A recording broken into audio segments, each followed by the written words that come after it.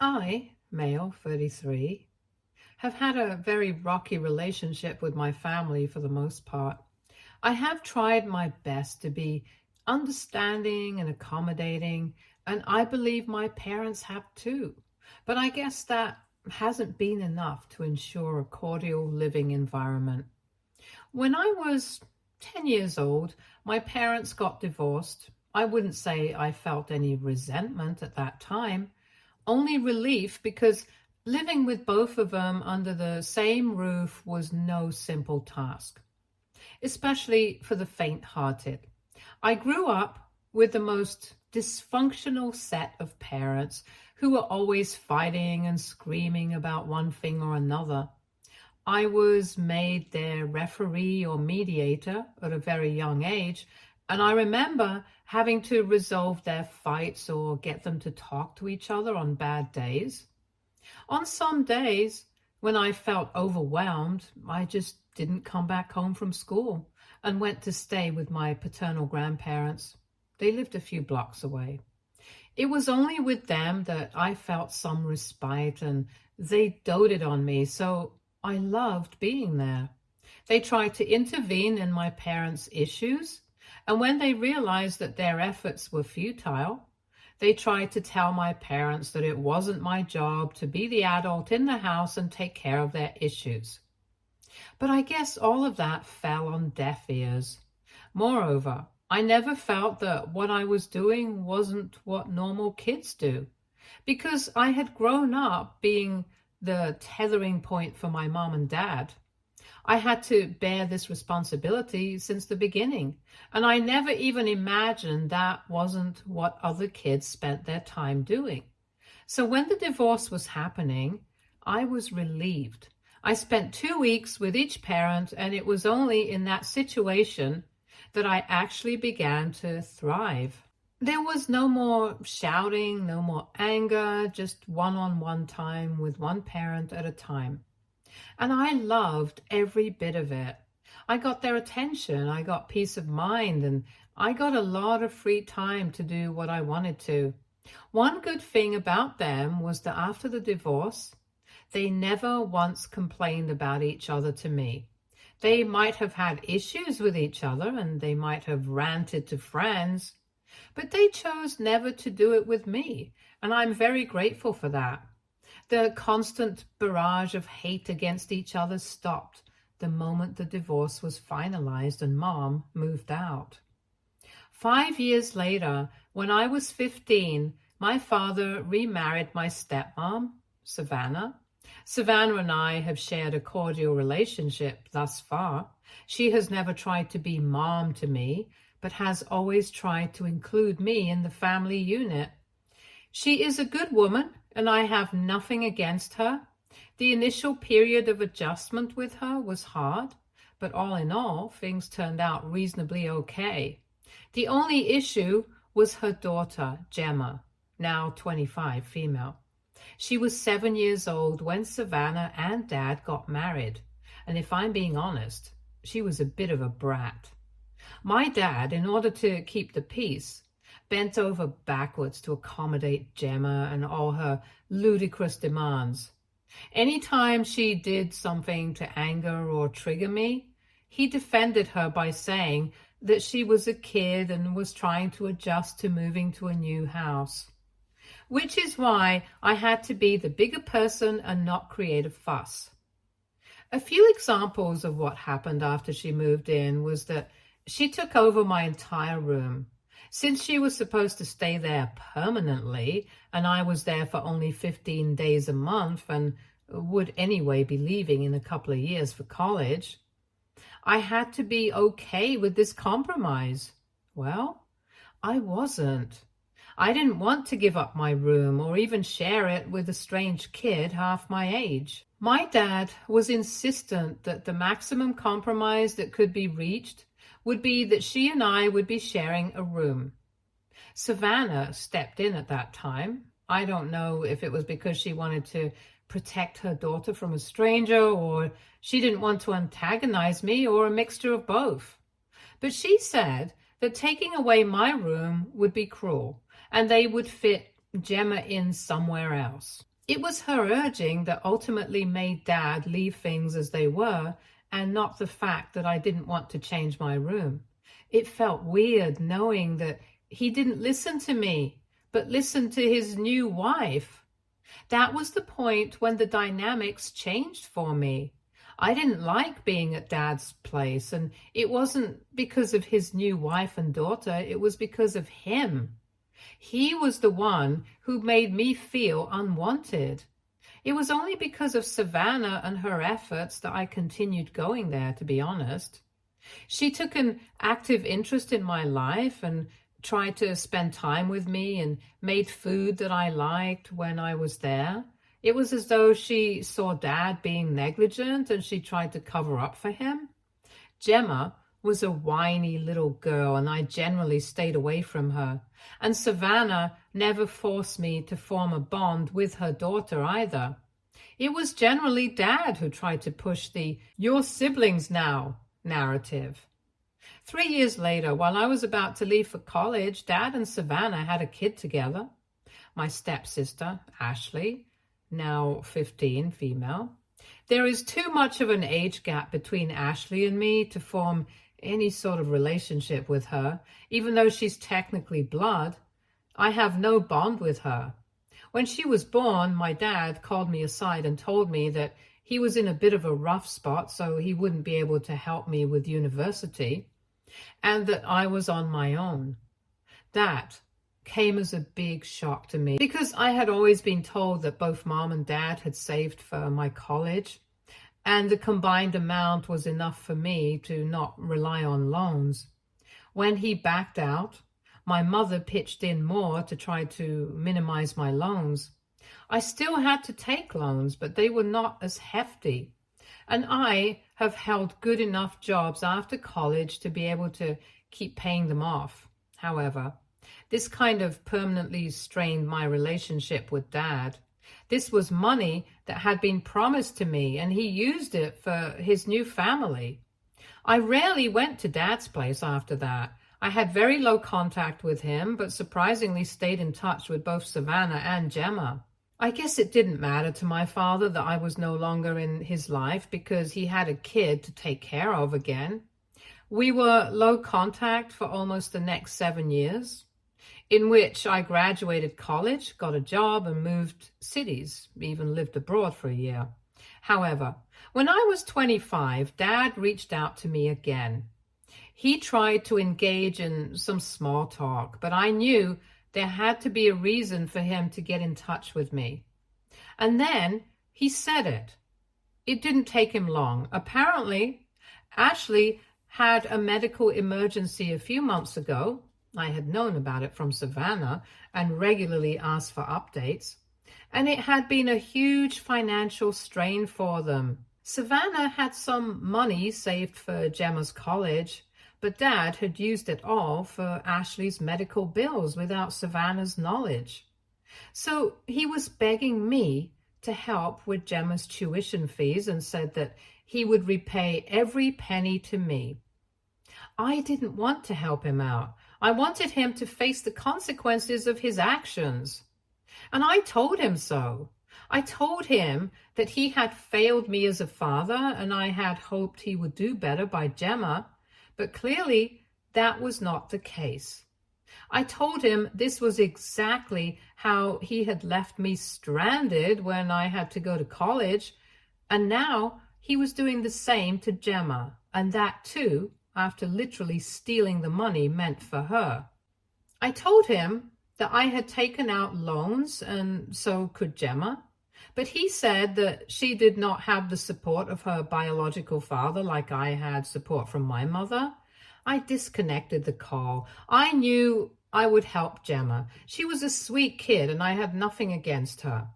But I didn't want to deceive Savannah, so I called up my dad again and told him that the only condition that I was willing to help him out with was if he was honest with Savannah and if he promised to pay me back.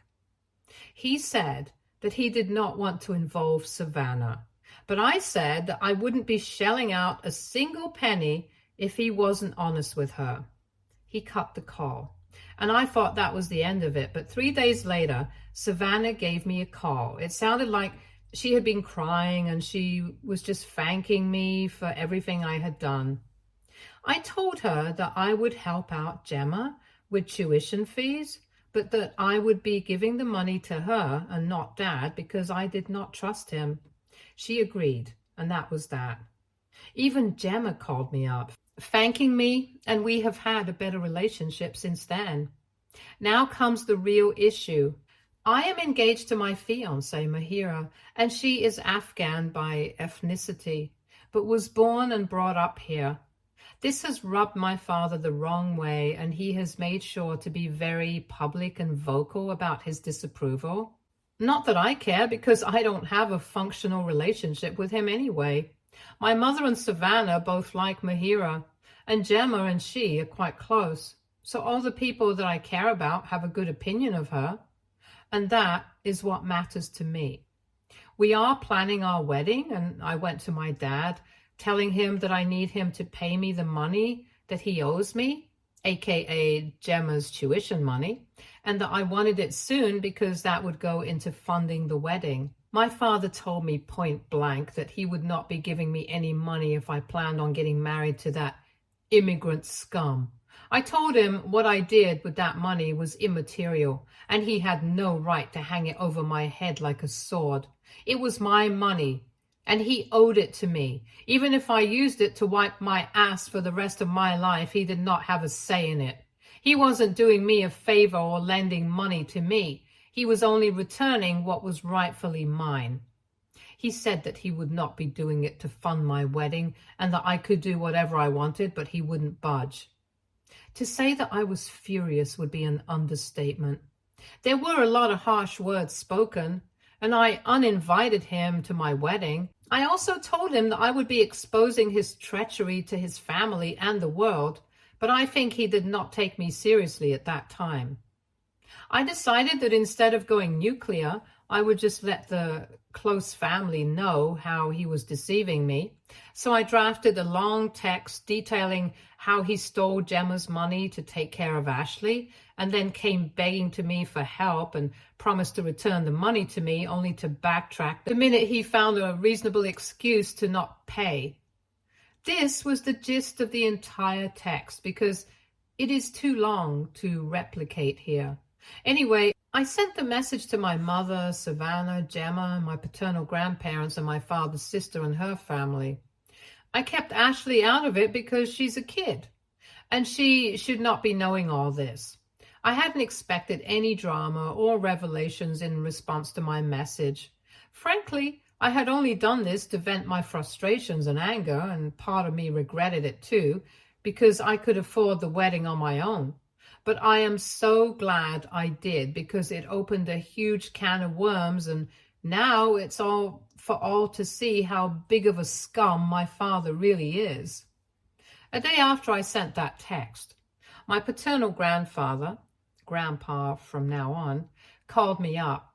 We exchanged pleasantries, but he cut to the point soon enough. He asked me if what I had sent in those texts was the truth, and if I had actually helped my dad with Gemma's tuition. I said that I had, and that I had loaned him quite a lot of money for the same. He asked me if I was sure that he had said that he had used up the money for Ashley, and I said that I was completely sure. That was when Grandpa told me his side of the story. So when Ashley fell sick, Dad called up Grandpa immediately. He said that he was facing financial difficulties and that he did not know how to arrange for Ashley's medical expenses without taking on huge debt. He said that he had Gemma's college fund, but since he had no access to that, he could not use it for Ashley. I cut in and told my grandpa that Dad had told me that he had, in fact, complete control of those finances and had used them, and that too without Savannah's knowledge. I also told him that I had to intervene and tell Savannah that he had used up Gemma's money. All in all, what I gathered from the conversation was that Gemma's money was not used for Ashley's bills, because all of that was paid for by my grandpa, and even he was assured that the money would be returned to him. Gemma's college fund, therefore, was taken by Dad for other reasons that he has not yet disclosed, and no one knows. Savannah and Dad were in it together and just wanted to scam me out of the money. I felt so nauseous after I cut the call. It was as though I was stranded amongst scammers and cheaters, and not one of them could be trusted. I felt as if I had ruined my wedding because all of this was just too much for me to handle. And that too, right before the beginning of a new chapter in my life. I called up my mom and told her everything. She just told me to cut this crap out of my life and that I could fight these battles later. She said that I was getting married to a good woman and that I owed it to her and myself to not let other people ruin this experience. She said that I had all the time in the world to take Dad and Savannah to task, but this was not the time.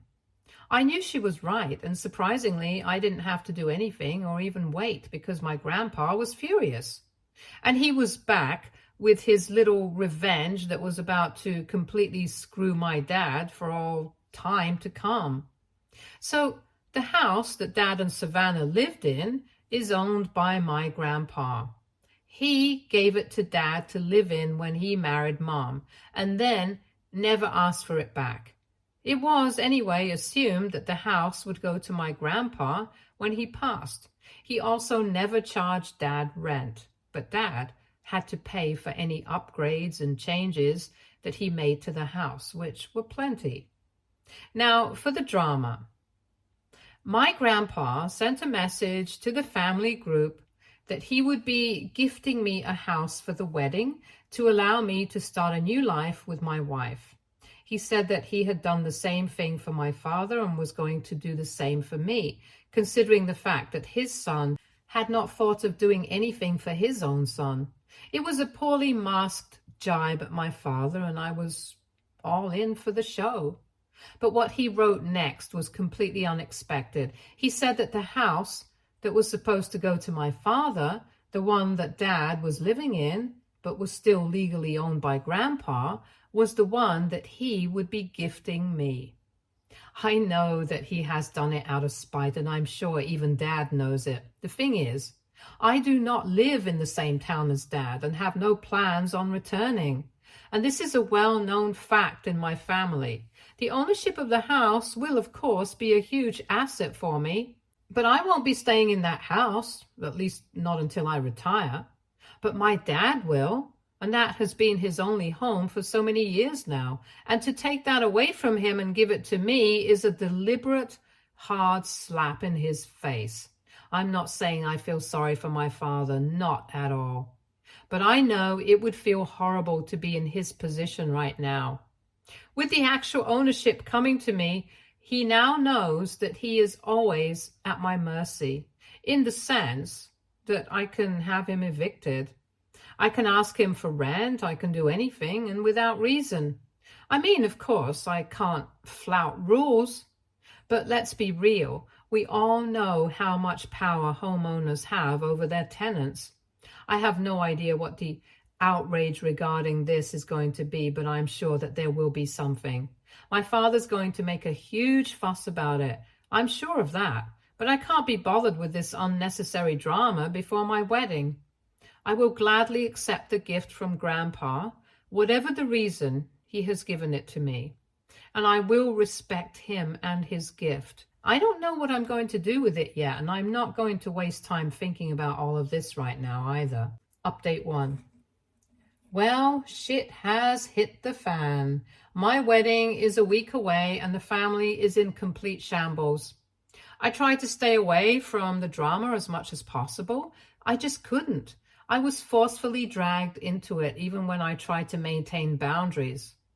After Grandpa had made it known that he was gifting the house to me, this caused a huge stir because Dad, I'm sure, never even anticipated that something like this could happen. He called me up a couple of times, but I didn't answer his calls because I knew all too well what they were going to be about. He then sent me a text saying that I needed to knock some sense into Grandpa, and said that he was ashamed of his own family. I didn't respond to this text either and have since blocked him. He has been trying to get in touch with me through other sources, even getting Savannah to call me. She called me once, but when I didn't respond, she was respectful and hasn't tried calling me again. When nothing else worked, he started sending me emails. He's getting desperate, and it's showing. I try my best to ignore his nonsense, but it is mentally taxing to wake up to 5 emails every single day. I just dread waking up in the morning because I know that there's something waiting for me. He is still invited to my wedding as of now, but I want to cancel the invitation. I know it will send a bad message, but at this point, I don't care.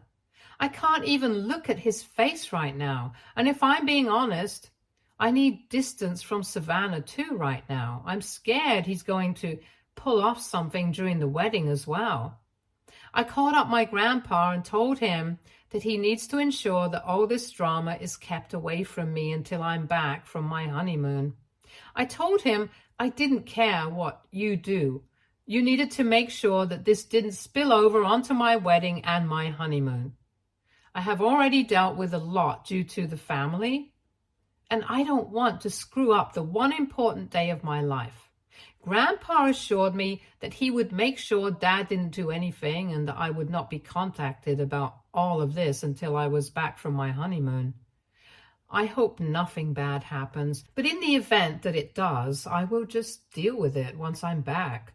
I have a lot on my plate, and I cannot allow myself to deal with a father who doesn't care about me and has used me like a cash cow right now. Update 2. I am now a married man. Mahira and I returned from our honeymoon a few days ago, and it was amazing. I had the time of my life there, and thankfully no one from the family disturbed me. They couldn't because most of them were blocked. I thought the drama might be over by now, but boy, I was completely wrong. I hadn't even imagined that things would be so dire by the time I returned. I got a call from Gemma yesterday asking to meet her and Savannah. I told her that I wasn't very comfortable meeting Savannah. I had uninvited them from the wedding because I just couldn't handle the stress. She said that she understood my apprehension, and so did Savannah, but she still wanted me to meet them just once so that they could clarify everything. I was reluctant, but I said okay because I didn't want to let Gemma down. She was an innocent party and I did not hold anything against her. She said that both she and Savannah were actually in my city and that they wanted to meet as soon as possible. The meeting was, well, long. It was awkward between me and Savannah initially, and she congratulated me on the wedding. I told her that I disinvited them primarily because of Dad and also because I thought maybe somewhere she was complicit in the entire situation of extracting money out of me using Gemma's education and Ashley's health as a front. The minute I said this, she broke down sobbing. She said that she had no idea that Dad had actually taken money from Grandpa, and then proceeded to tell me what happened. By the time she had told me the entire story, I had literal flames coming out of my ears. So Ashley was sick. That part is true. Dad had used some of his savings for her treatment, but that was not enough. So he said that he would ask Grandpa for money and promised Savannah that he would give the money back to Grandpa. She said fine, and that was the last she heard about the money from him. Ashley got better, and for her, everything was back to normal. So when she found out all those years ago that he had used up Gemma's money, she was furious and didn't believe it at all. When she asked Dad about it, he just told her that he had used up that money to repay Grandpa. He concocted an entire sob story about how Grandpa was pressuring him, that he had no choice at that point but to use that money, and that I had offered to help myself. Savannah said that she was very embarrassed by the entire situation, but was still very grateful to me for the help. Their marriage hit a rough patch during that time, and it took them a lot of counseling and therapy to get back to normal. She said that all that came crashing down when Grandpa said he would be gifting the house to me and disclosed to her that he had never received the money back. She said it felt like someone had slapped her across the face. She asked him where the money was. He tried to lie and make his way around it, but ultimately admitted that he had an affair. And the affair partner was trying to out his secret to Savannah. In order to shut her up, he had to give her that money. And only then did she leave him alone. Once the cat was out of the bag, it was over for them. Savannah has since then moved out of the place, and they are headed for a divorce. She said that Dad had been trying to get her to reconcile, but she said that cheating was something that she was just not willing to condone. I couldn't believe my ears. So much had happened in that meeting that I just did not have the bandwidth to process that information. I consoled her, and we then left. I have been in touch with both her and Gemma, and I plan to continue doing so. I just feel horrible that I disinvited her for no fault of hers. She was, in fact, the biggest victim in all of this. I can only feel rage and disgust right now. I cannot believe my father would be a cheater, on top of being a fraud. I mean, he is the worst combination ever known to mankind, and I don't want anything to do with him ever again. I just want to help Savannah out and do right by her, even though she was failed by my father. Update 3. I'm now charging my father rent. He is continuing to live in the same house, and I told him that I needed him to sign an official agreement to continue residing in the house. The rent is a good amount, and that, coupled with the divorce in the process, is going to bleed him dry, and he deserves it. I have also decided that I will be splitting the rent 2 ways and sharing it with both Mom and Savannah. Savannah will be getting the largest share because she was always a stay-at-home mom, and she needs the money now more than ever. My mother, on the other hand, has been a working woman all her life, and she does not really need the money. In fact, she was the one who gave me this idea and was of the opinion that all the money should go to Savannah. Mahira and I don't need the money for ourselves. We're comfortably placed where we are, and we could easily do without the additional income.